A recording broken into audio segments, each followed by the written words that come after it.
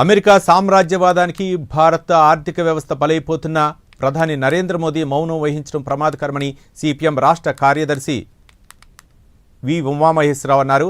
భారత్పై ట్రంప్ సుంకాల యుద్ధం అనే పేరుతో సిపిఎం ఆంధ్రప్రదేశ్ రాష్ట్ర కమిటీ ముద్రించిన పుస్తకాన్ని ఆయన విడుదల చేశారు.